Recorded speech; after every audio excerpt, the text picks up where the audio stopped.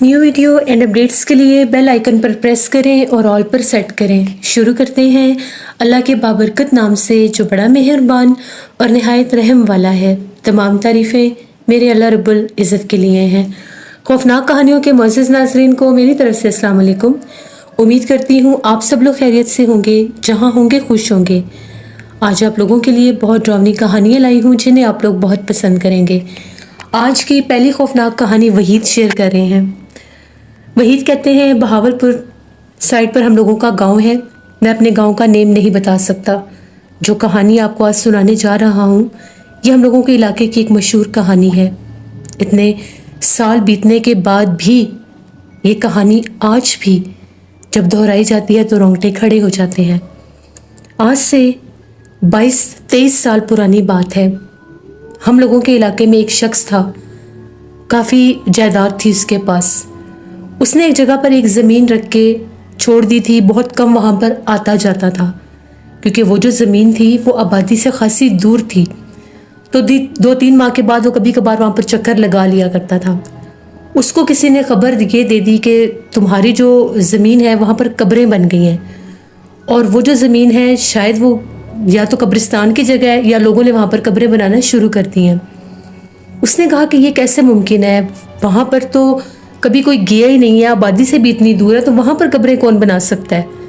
वो वहाँ पर गया, उसने जाकर देखा वहाँ पर तकरीबन 4 कब्रें थीं, लाइन के साथ 4 कब्रें बनी हुई थीं।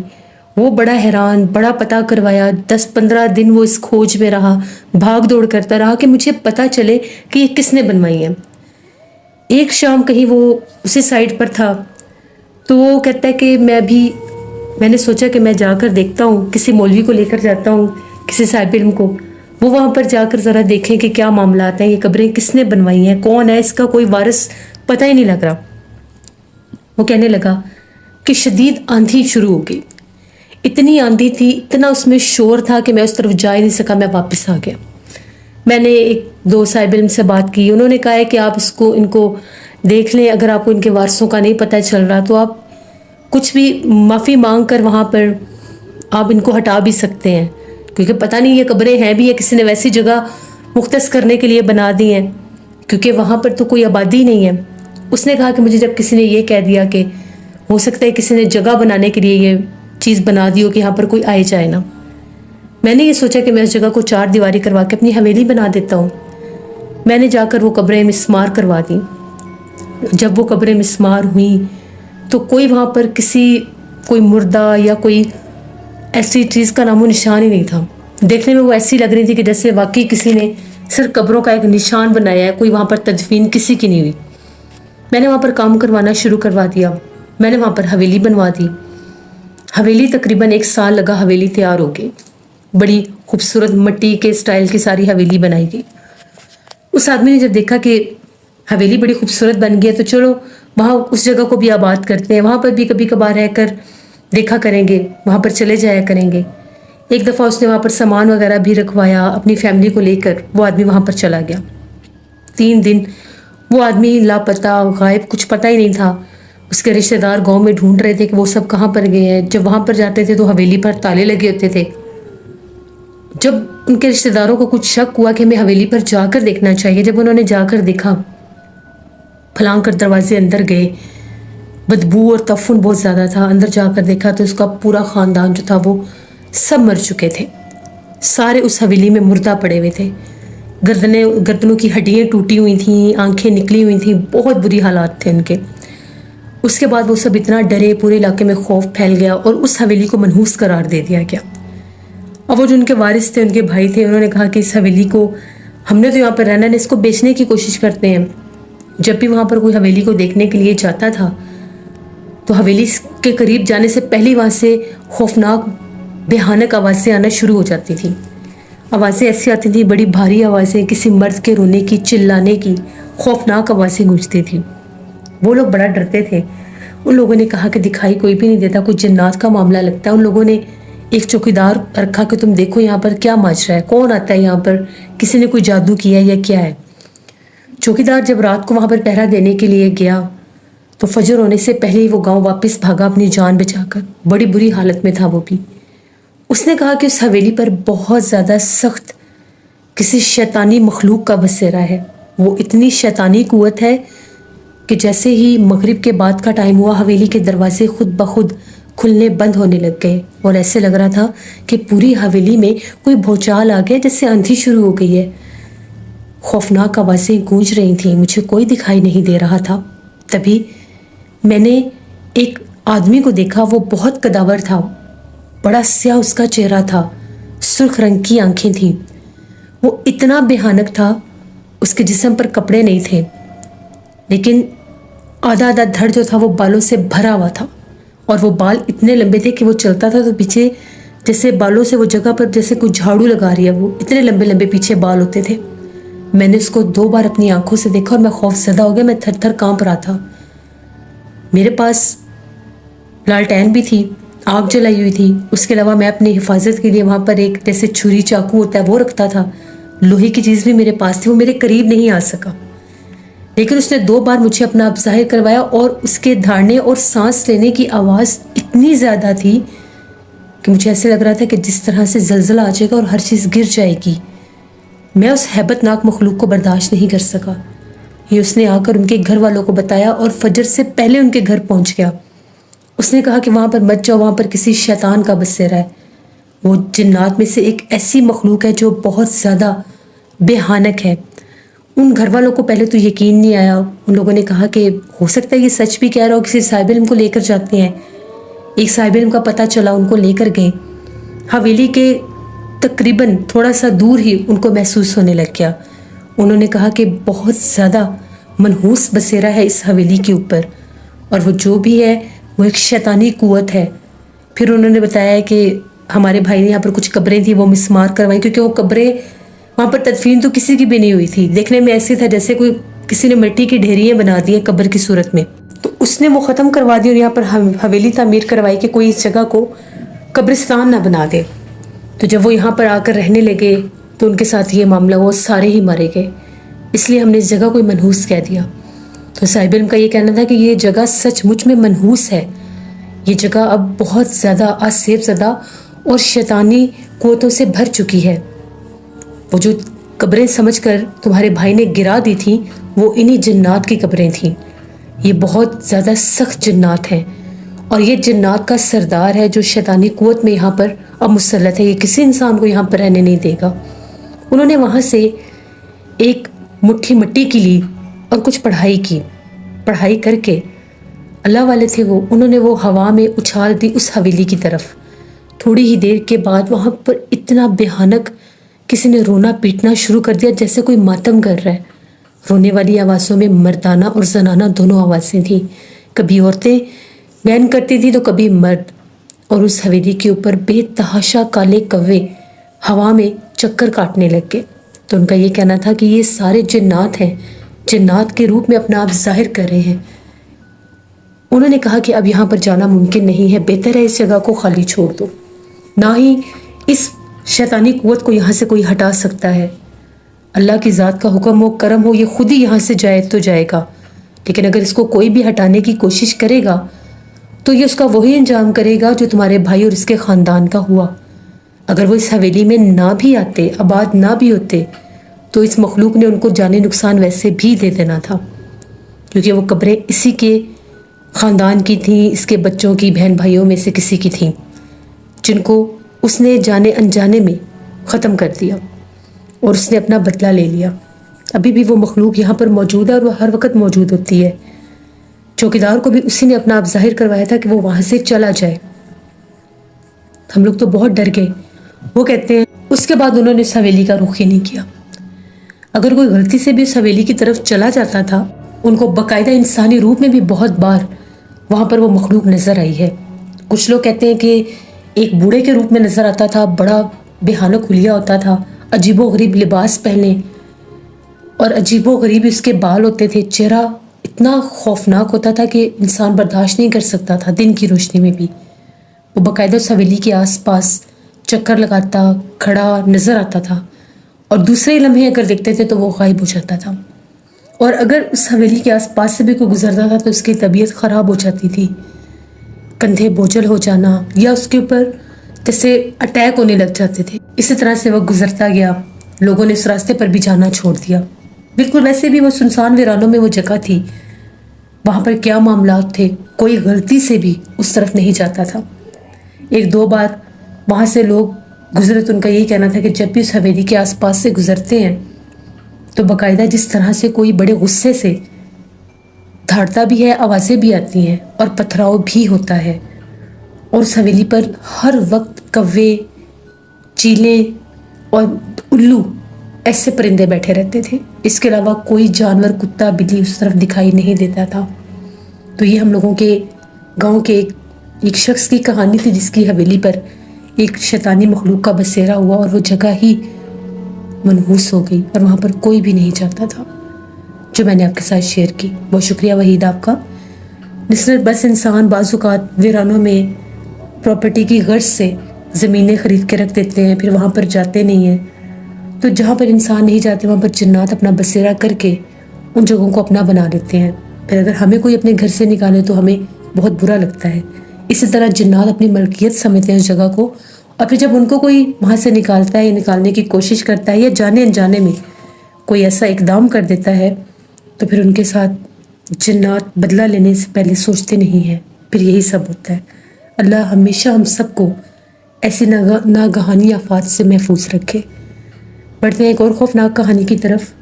یہ خوفناک کہانی عباس شیئر کر رہے ہیں بھیرا سے. عباس کہتے ہیں ہم لوگ بھیرا کے رہنے والے ہیں اور ہم لوگوں کا گھر جس محلے میں ہے، ہم لوگوں کے گھر کی لوکیشن ایسی ہے کہ کونے پر ہم لوگوں کا گھر ہے. ایک گلی محلے کے دوسرے گھروں کی طرف جاتی ہے اور ایک گلی سیدھا قبرستان کی طرف جاتی ہے. قبرستان بھی جس طرح سے گھر کے قریب ہی بنتا ہے. وہاں پر ہم لوگوں کو ایک گھر چاہیے تھا. ہم لوگوں کو گھر رینٹ پر مل گیا، کرایہ بھی اس کا معقول تھا، ہم لوگوں نے لے لیا. وہاں پر ہم لوگ شفٹ ہو گئے. ایک دو ماہ بڑے آرام سے گزر گئے. کبھی کچھ محسوس نہیں ہوا تھا. بس ہلکا پھلکا یہی لگتا تھا کہ اگر اوپر والے کمرے میں سوتے تھے تو جس طرح سے جسم بھاری ہو جاتا تھا، یا کبھی کبھار جیسے ڈر کے انسان کی آنکھ کھل جاتی ہے، ہوتا کوئی بھی نہیں، ایسے محسوس ہوتا تھا. اسی طرح سے بھی سردیوں کی شروعات ہی تھی. بہت سخت سردیاں نہیں تھیں. دوپہر کا ٹائم تھا. میری طبیعت کچھ ٹھیک نہیں تھی، سر میں درد تھا. نیچے جیسے گھر میں سب باتیں کرتے ہیں، چلتے پھرتے ہیں تو شور ایک ہوتا ہے. میں نے میڈیسن لی تو مجھے نیند آ رہی تھی. میں ڈاکٹر کے پاس گیا تھا تو کپڑے شپڑے بدل کے پرفیوم میں نے لگایا ہوا تھا جب میں میڈیسن لینے گیا.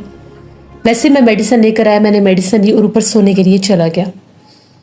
اوپر جا کر میں نے کمرے کا دروازہ بند کیا، کھڑکی بھی بند کی، پنکھا چلایا اور سو گیا.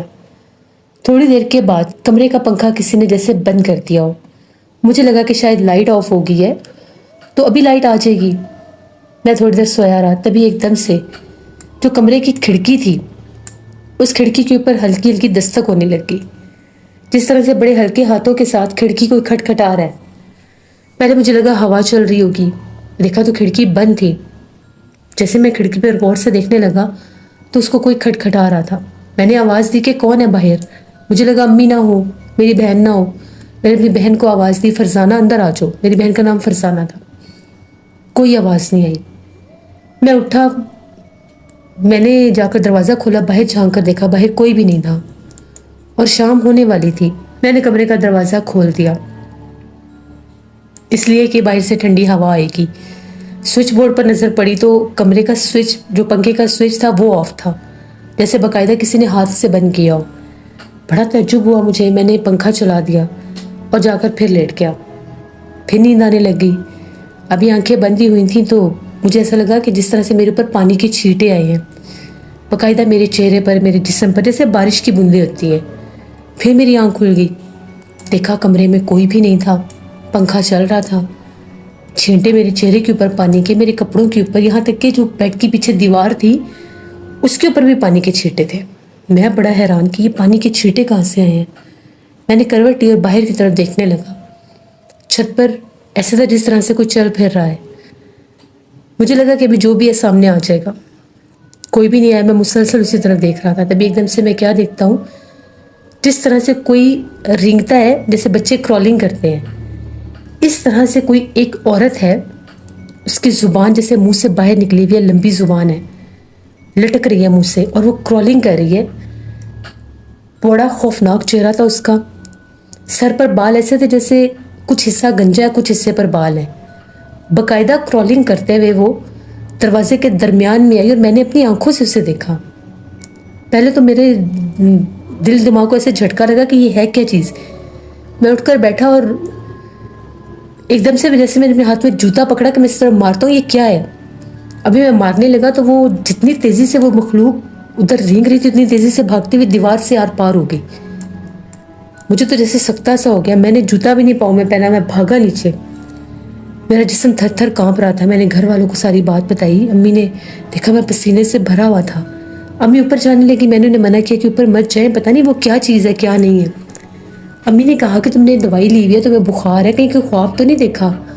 میں نے کہا نہیں, میرا یقین کرے میں نے کوئی خواب نہیں دیکھا. میں نے بھی ایک مخلوق کو دیکھا, میرے اوپر پانی کی چھینٹیں بھی آئی ہیں. خیر امی اوپر نہیں گئی. کمرے کا پنکھا چل رہا تھا. امی کو بڑی مشکل سے روکا, انہوں نے مجھے پانی وغیرہ پلایا. میرا دل بہت زور سے دھڑک رہا تھا, میں بہت ڈر گیا.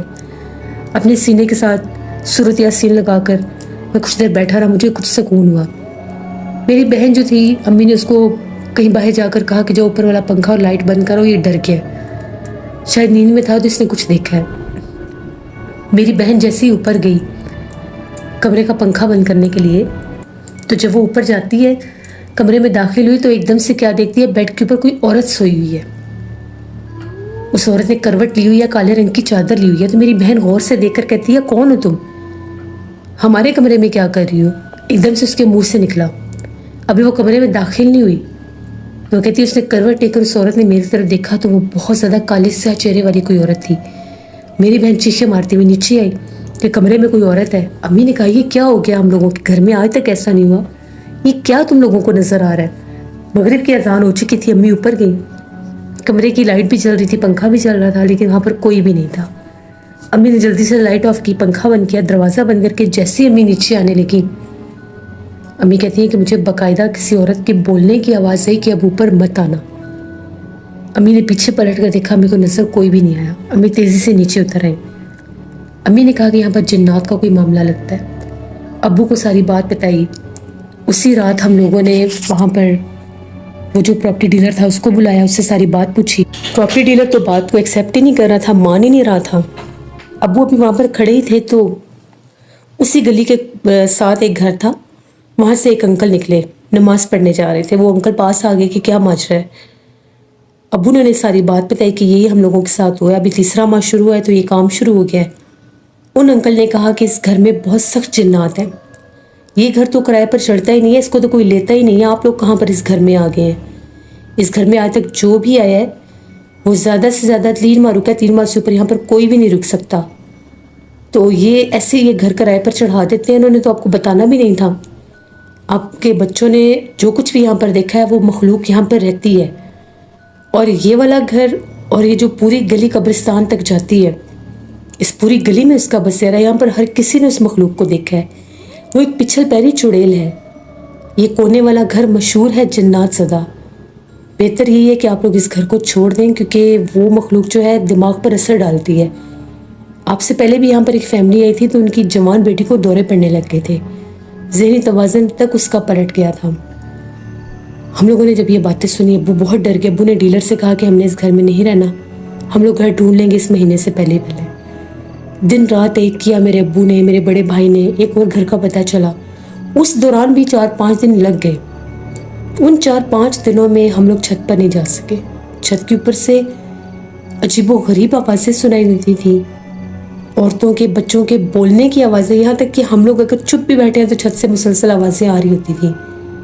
اور امی کہتی تھی کہ باقاعدہ جھانک کر وہاں سے ایک بلی نیچے دیکھ رہی ہوتی ہے, جیسے وہ ڈرتی نہیں ہے, وہ بھاگتی نہیں ہے, وہ ہٹتی بھی نہیں ہے, لیکن جیسے وہ باقاعدہ نوٹس کر رہی ہوتی ہے کہ یہاں پر سب کیا کر رہے ہیں. کالے رنگ کی بلی اور ایک سرخ رنگ کی بلی نظر آتی تھی, جیسے وہ اورنج سے کلر کی ایک ہوتی ہے. امی کو پتہ چل گیا کہ یہ وہ بلی کے روپ میں اپنا آپ ظاہر کر رہے ہیں. امی نے بلند آواز میں ان سے کہا کہ ہمیں کوئی نقصان نہ دے, ہم یہاں سے چلے جائیں گے, ہم اب اوپر بھی نہیں آئیں گے. پھر جس دن ہم لوگوں نے سامان اٹھانا تھا, باقاعدہ ہم لوگوں نے اجازت لی.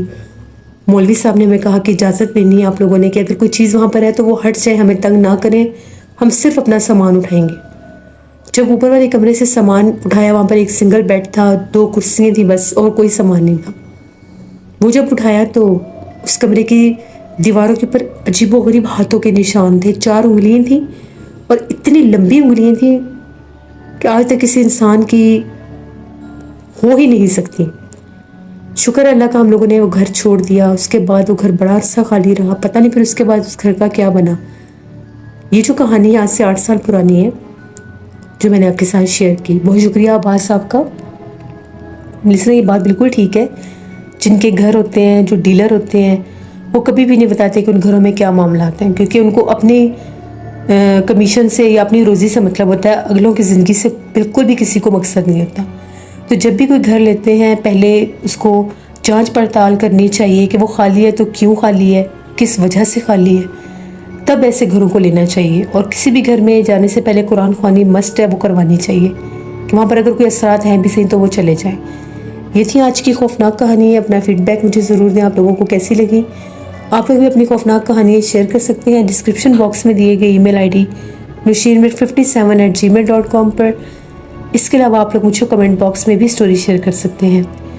ہارر سٹوریز اردو پر میں بلی ناول کی نیکسٹ ایپیسوڈ اب 10 محرم کے بعد ہی آن ایئر کروں گی، اس کو بھی وزٹ کریے گا، سبسکرائب کریے گا۔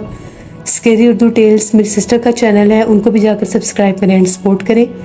اب 9 اور 10 محرم کو میں سٹوری نہیں آن ایئر کروں گی، انشاءاللہ 9 اور 10 محرم کے بعد اب سٹوری آئے گی۔ تو جو لوگ سٹوری سننا چاہتے ہیں، میرے چینل پر بہت سی سٹوریز ہیں، آپ ان کو سنیں اور انجوائے کریں۔ اپنا بہت سا خیال رکھیے گا، اپنی ڈھیروں دعاؤں میں مجھے، میری فیملی، میرے پورے پاکستان کو یاد رکھیے گا۔ Thank you for listening my stories. Stay blessed. اللہ نگہبان۔